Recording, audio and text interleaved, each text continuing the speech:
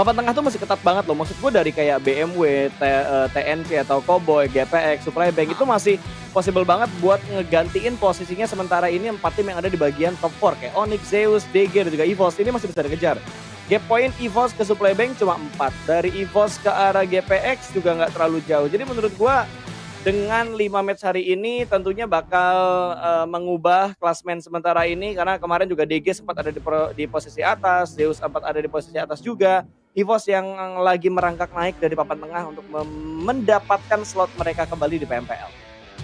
Ya, itu kalau kita ngomongin yang papan atasnya ya, jadi masih ada banyak perubahan yang bisa terjadi seperti kata Pasta tadi. Tapi seperti biasa, kita karena udah masuk hari kedua, biasanya nanti kita bakal tampilkan juga untuk klasemen keseluruhan hari pertama. Tapi sebelum masuk ke sana, seperti biasa kita akan mengingatkan kembali kepada teman-teman semua nih yang lagi nonton. Siapa tahu kemarin nggak nonton, terus baru hari ini bisa join karena kemarin masih kerja hari Jumat dan hari ini udah Sabtu. Ini adalah format turnamen atau sistem poin yang akan dijalankan untuk di PMPL. Sebenarnya kalau kita lihat sama sekali nggak ada perubahan, masih sama aja, satu elimination, 1 poin. Lalu juga untuk di WWCD peringkat pertama 15, peringkat keduanya 12, dan seterusnya teman-teman bisa baca.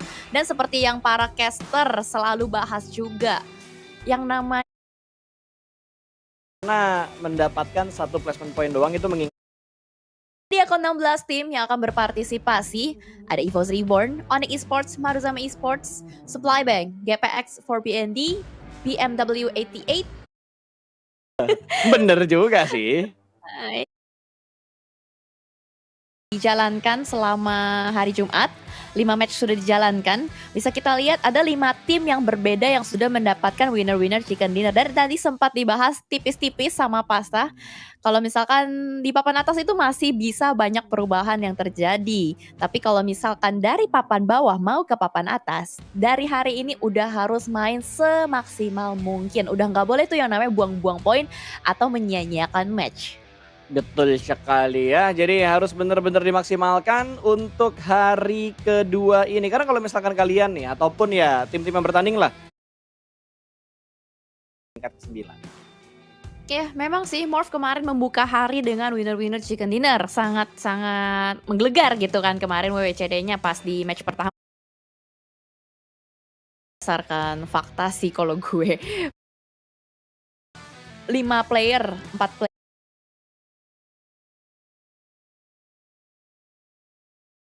Gitu, tapi nggak apa-apa. It's okay, mungkin malam minggu. Oh ya, pantesan waktu ini juga dengan match pembuka E-Rangel, the OG map. Dimana garis pesawatnya ini harusnya dari George Paul ya, karena udah kelihatan itu ada bukit George Paul. Yes, benar banget, ngelewatin George Paul dan menuju ke Milta Power. Akankah terjadi perseteruan untuk di early atau tidak? Karena kalau misalkan kita ngelihat kemarin, itu masih ada beberapa tim yang mungkin bakal bertemu, tapi setelah hari pertama dilewati, harusnya mereka udah berhasil untuk mapping. Mereka udah ngulik-ngulik juga seperti apa strategi lawan, seperti apa rotasi musuh atau early dropnya. Jadi untuk pertemuan harusnya akan lebih terminimalisir ya, Pasta. Yes, betul sekali. Tinggal dilihat apakah akan ada tim-tim yang bentrok lagi mengingat ini adalah E-Wrangle keempat yang dimainkan untuk di final kualifikasi PMPL Indonesia season yang kelima. Dari arah Yes. Zeus, mereka menuju ke bagian utara. Kayaknya mereka bakal datang dari bagian utara dengan posisi mereka turun di bagian Severny dan juga mengambil sedikit di area shooting range. Lalu dari arah Gergopol seperti biasa kita bakal melihat ada beberapa penumpukan dan terlihat dengan sangat jelas di layar kiri kita di mana Onyx Esports agak sedikit bentrok dengan 2 pemain dari MKS, tapi tidak ada baku hantam di antara kedua tim ini. Mereka lebih memilih untuk melanjutkan looting mereka di circle pertama atau di menit-menit awal mereka, dan circle muncul ke bagian utara. Enak banget, cuma Zeus satu-satunya tim yang ada di bagian utara. Yes, hanya Zeus satu-satunya. Jadi untuk rotasi pun kayaknya mereka bisa sedikit lebih bernafas kan ya, karena masih ada waktu yang bisa mereka manfaatkan juga. Dan mungkin untuk tim-tim yang berada di bagian selatan ini perlu extra effort juga untuk melakukan looting lalu rotasi lagi, karena bolak-balik gitu movementnya mereka. Tapi di bagian jembatan kanan kita melihat ada beberapa warna yang cukup bertumpukan, ada supply bank juga, lalu ada crit 2K. Dan mungkin bakal langsung disengage karena mengingat hari ini mereka butuh poin, mereka perlu extra effort juga. Tapi Gatka kita ngomongin Gatka lagi. Ini menarik ya. Dulu Onyx sempat meninggalkan Gatka, tapi sekarang Onyx balik lagi ke Gatka. Onyx itu Gatka kalau nggak salah waktu zaman line up-nya itu masih Matthew nggak sih? Matthew, Yes, Sky, iya kan ya? Mereka turun di betul. bagian Zaman dulu banget. Gatka. Dulu banget berarti zaman PMCO kapan itu? Kayaknya PMCO yang pertama deh atau yang kedua. Jadi ya setahun 2 tahun lalu mungkin untuk hal yang Ya. seperti itu. Tapi kali ini Onyx balik lagi CLBK dengan drop zone awal mereka dulu. Mungkin menyesuaikan kali JL, titik-titik lain kayak drop zone lain nggak terlalu worth it buat mereka perjuangkan. Jadi ya udahlah balik lagi ke Gatka aja yang udah pernah mereka lakuin gitu. Ya bisa jadi seperti itu, tapi sebenarnya Gatka itu kan enak ya untuk rotasi, cuman mungkin dari segi looting-an aja ya agak sedikit lebih minimalis gitu. Tapi kalau kita ngomongin rotasi, Gatka tuh sering dijadikan checkpoint, tapi biasanya itu circle kedua, circle ketiga. Yap. Dan kali ini ada 2 tim gitu yang ngambil di area sekitaran dari Gatka itu sendiri. MKS cukup menarik juga, mereka menyebar ke beberapa titik scrapping, dan untuk di George Paul-nya sih yang agak cukup menumpuk, memang selalu ada 3 tim gitu yang ngambil George Paul di bagian apartemen, di bagian perumahan, dan di bagian kontainer-kontainernya. Malah kadang 4 loh. Di perumahan kadang ada 2, yang perumahan bener-bener di kirinya Gergopol, waduh bentar, lagi ngebahas masalah loot area tiba-tiba ada yang menggunakan, apa nih namanya, aduh gua lupa, glider ya? Glider, nggak Ya, pakai sugar tapi. lagi nggak pakai dong, jadi hewan dong, mohon maaf. Dikira gua nggak tahu, saya tahu. Tapi ini kalau nggak salah bensinnya boros deh. Glider tuh bensinnya boros banget. Lumayan, Setahu gua aduh boros, gue receh banget. lebih boros dibandingkan lu pakai, kendaraan darat. Ini gue receh banget, gue ngelihat tampilan begini aja menurut gue ini lucu, kenapa ya? Tuh kan, Ya gimana, dia jarang terbang. ada orang naik ginian, Zel. Lu lihat lah dari PMGC aja kayaknya nggak banyak dan menurut gua orang yang kayak rotasi pakai glider itu langka banget di turnamen buat ditemuin. Terus dia kayak, ya bisa dibilang emang dia udah lengkap sih ya dari perlengkapannya, jadi kayak udah Tapi santuy masih banget. kurang sih, Jel. Phase level 1 menurut gua masih kurang dan gua nggak yakin weaponnya dia mensupport dia kalau misalkan nanti ada yang gangguin dan ini sekarang lagi pusing caranya turun gimana. Beneran. Ini udah biasa deh. Eh. Mohon maaf nih, lagi gue puji nih. Oh Hmm. udah biasa, udah biasa. Lihat smooth Oh, dia banget mau ambil turunnya. mobil. Heeh. Set. Oke, terbang lagi. Oke, kalau gue sih gue tubrukin aja udah yang penting aman. Mohon maaf sayapnya. Nah, kan. Udah aman. Yang penting udah sampai Udah, darat ya. Jarang loh udah sampai gua darat. ngelihat apa ya, ngelihat orang yang mau rotasi pakai glider tapi buat rotasi yang lama ya. Kalau yang dilakuin sama Nikro kan mungkin hanya untuk cari vehicle yang lebih layak gitu untuk satu tim mereka nanti rotasi. Ya, bisa jadi. Mungkin mereka juga mikir ya, circle-nya juga di atas ya, santai-santai aja lah, nggak apa-apa. Dan akhirnya kita bergeser juga nih ke beberapa titik-titik area gitu, dengan aerial view yang cukup menarik. Ini bagus banget nih, artistik banget nih, artsy-artsy banget nih observernya. Karena tadi dikasih lihatnya tuh kayak slow-mo gitu kan, menuju ke school, menuju ke area bagian quarry. Ini quarry kan ya? Iya, quarry loh. Quarry ternyata Ini dijadikan sebuah drop zone. Kenapa? in enggak ini yang gue bilang kemarin agak unik gitu, MKS itu kemarin ya kalau gue perhatiin 1 orang turun di Primox, 3-nya scrapping di bagian quarry. Biasanya kayak dibagi 2 gitu atau enggak 3 orang di Primox terus 2 orangnya lagi Mhm. scrapping di bagian quarry. Tapi kalau kemarin gue perhatiin dari MKS, Eldoge juga kemarin bilang ini agak unik yang dilakuin sama MKS karena 1 di Primox, 3-nya scrapping quarry. Oke. Mungkin itu ada beberapa pertimbangan-pertimbangan kali ya. Jadi yang di ujung-ujung ditaruh satu aja biar nggak kejauhan. Spekulasi, spekulasi. Mungkin.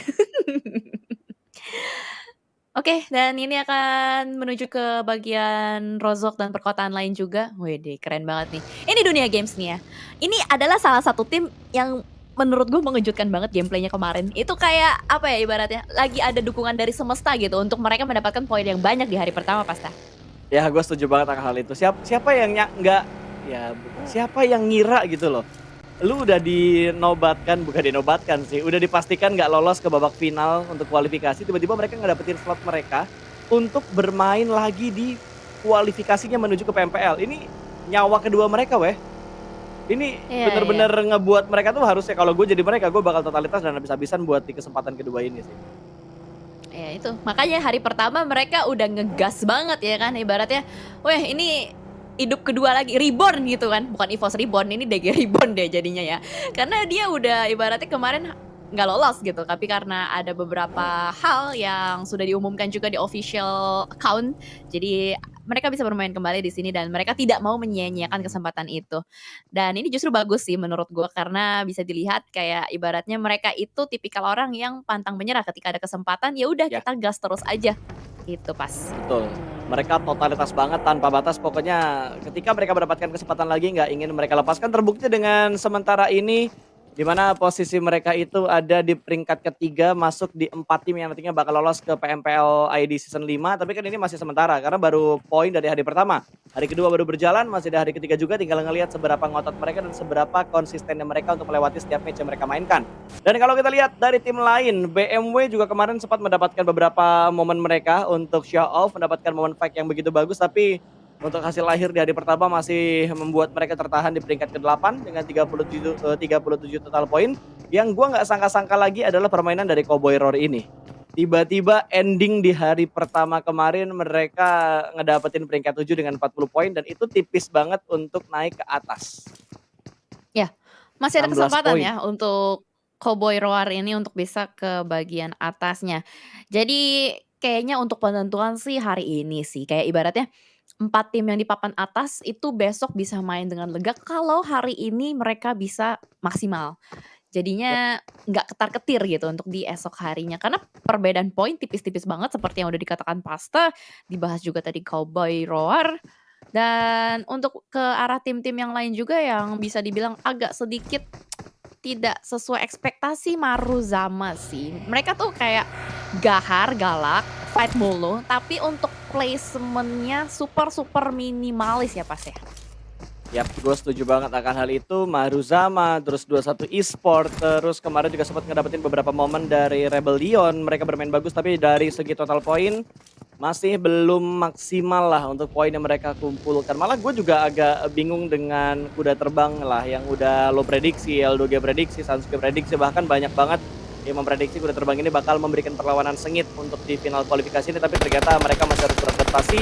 Mungkin dari segi tekanan kali ya, karena kan yang diambil cuma 4 dan mereka menghadapi 5 match di setiap hari dalam 3 hari final kualifikasi ini. Dan akhirnya kita melihat peperangan yang terjadi di mana GPX sudah mulai membuka tembakan mereka, tadi sedikit memberikan cicilan damage walaupun agensi pemain mereka juga kehilangan HP yang lumayan, 50% HP dari agensi hilang. Yes, benar banget, masih bisa menghindar pastinya juga untuk agensi. Dan ini dia EVOS yang sempat kita lihat mereka selalu bermain dengan agresif dan ternyata KF berhasil untuk menculik satu playernya dari Rebellion, Oki Ozora. Gue nggak tahu, gue sering banget lihat Oki Ozora kemarin di beberapa match terculik untuk pertama kali, dan kali ini Slayer akan menjadi target selanjutnya untuk seorang Lizer, masih bisa menghindar. Lagi-lagi sebuah permainan dari EVOS mengusir mundur Rebellion untuk bisa berpindah ke arah yang berbeda, Pasta.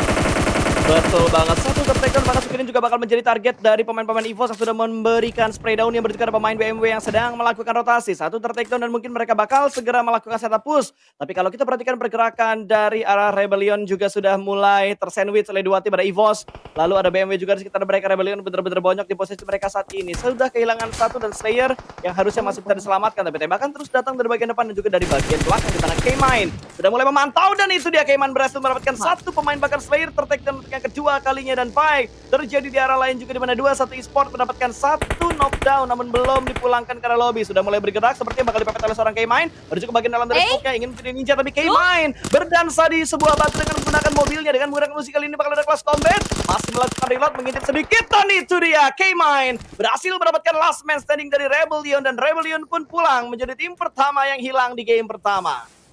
Wow, sangat disayangkan sekali harus kehilangan poin dan kehilangan match pertama mereka, Rebellion, karena ketika mereka sedang melakukan rotasi, mereka bertemu dengan beberapa tim, salah satunya juga EVOS. Mereka menghindar dari kandang macan, malah bertemu dengan kandang singa yang lainnya. Dan pada kali ini kita juga melihat ada beberapa tim yang sudah mulai mendapatkan spot-spot enak juga. Dan Yap. bisa kita lihat untuk dari kuda terbang kayaknya belum berpindah jauh ya, belum berpindah jauh dari tempat sebelumnya kita lihat. Dan demikian juga dengan Creed 2K. Ini Creed 2K ini sebelumnya Voin kan ya? Voin Itu Creed. bukan Voin sih, ibaratnya kayak mungkin masih bagian dari Voin karena kalau dilihat dari line up-nya sendiri kita ngelihat adanya nama Aimbot, terus ada Oh, Chal juga, ada Hulk, ya bisa dibilang ini adalah tim Komunitas Point yang lagi berjuang untuk masuk ke PMPL.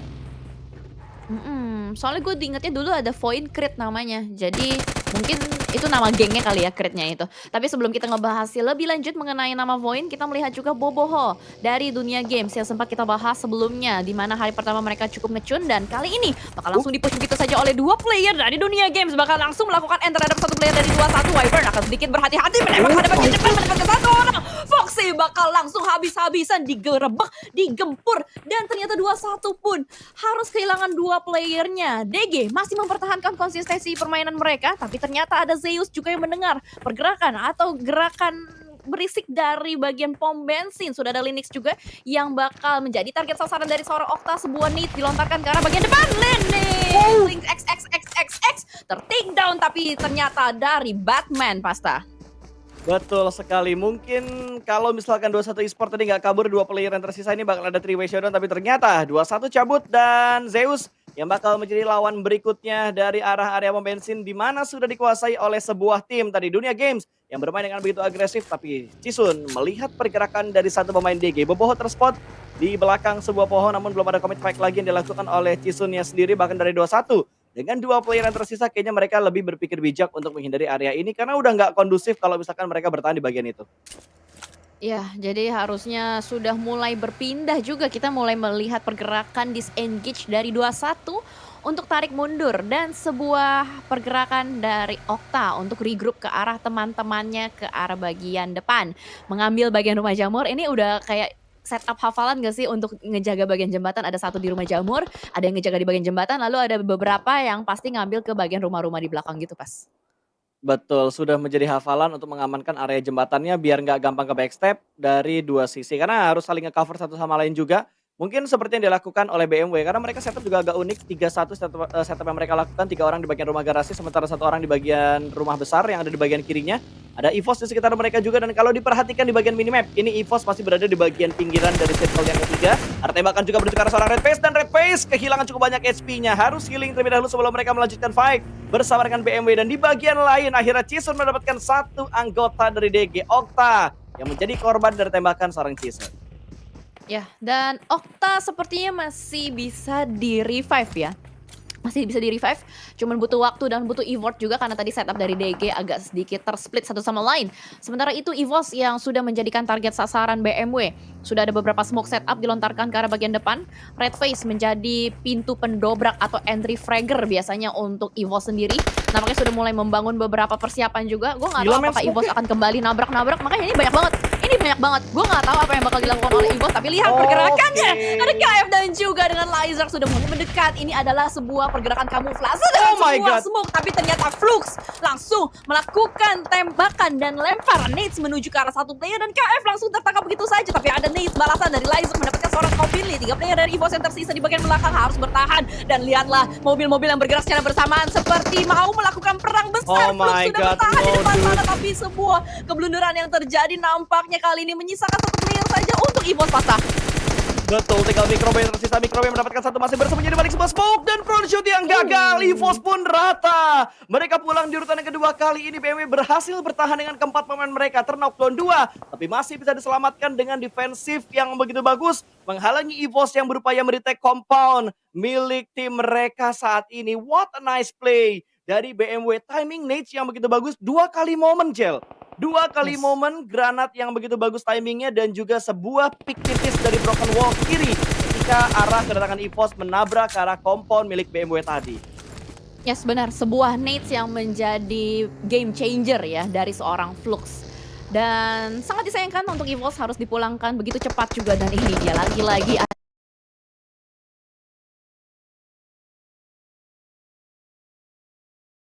ada fight yang terjadi. Kenapa semuanya barbar banget? Hey, langsung saja ada Cowboy Roar yang bakal ditabrak oleh Public Gang. 2 tim dari Open Qualifier yang harus beradu nasib di sini. Di bagian pinggiran circle juga menembak ke arah bagian depan dari Bad Boy QQ. Tapi nampaknya fight antara kedua tim ini sudah mulai dipantau juga oleh tim yang lain ada di bagian belakang. Tapi woi, itu molotovnya kebakar diri sendiri. Hey, Rexy sudah mulai melemparkan satu nades dimasak dengan cukup matang. Miracle masih ter-take down di belakang sana. Belum ada balasan, belum ada bantuan juga dari Public Gang yang lain. Tapi nampaknya dari bagian luar MKS memantau secara diam-diam nih Pasta.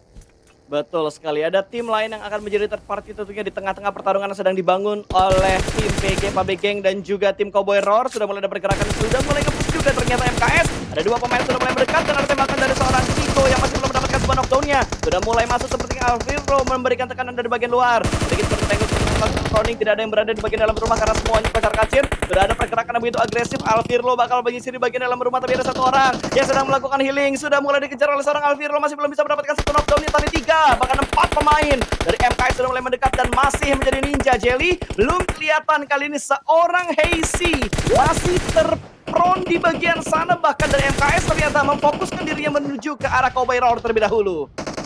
Oh, gila, Public Gang pun sudah dipulangkan dan Cowboy Roar masih bertahan dengan 2 player yang aktif. Kingo sudah mulai ada Rexy dan tadi menjadi ninja pun tertangkap di dalam smoke. Ada Volt 9999 yang berhasil untuk mendapatkan satu playernya dan last man standing kali ini akan dihujani peluru MKS.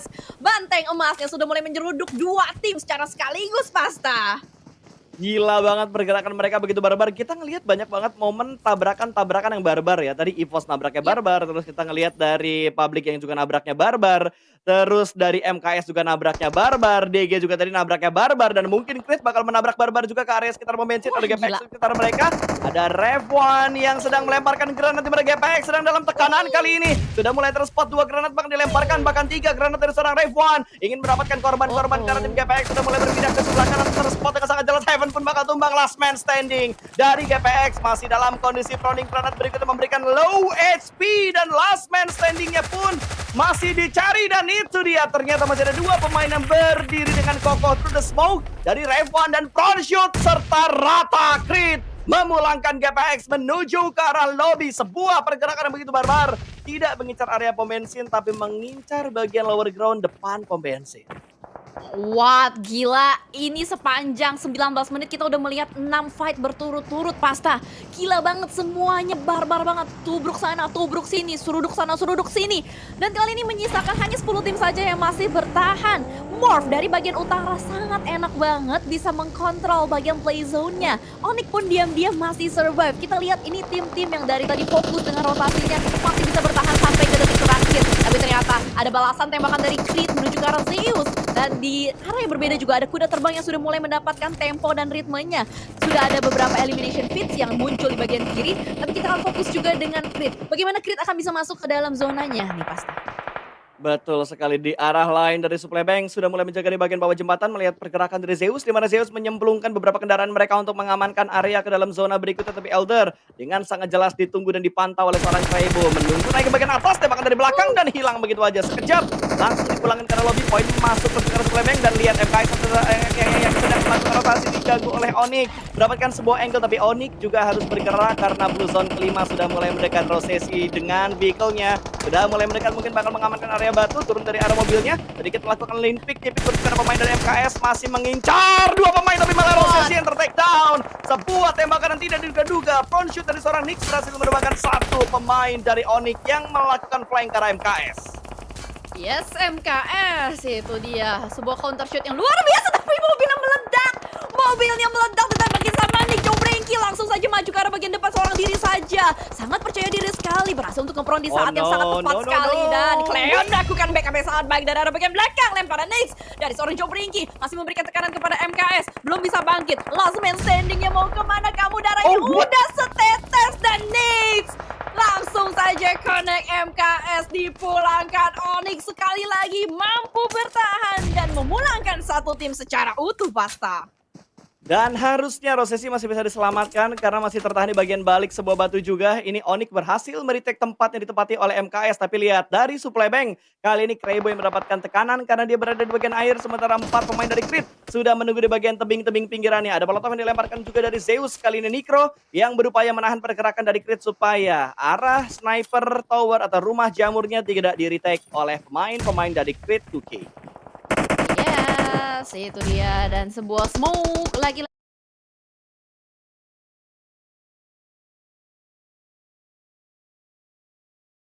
sudah mulai dibangun dan juga Creed akan berupaya untuk merebut rumah jamur ini. Last man standing Nikro. Oh, bukan last man ternyata.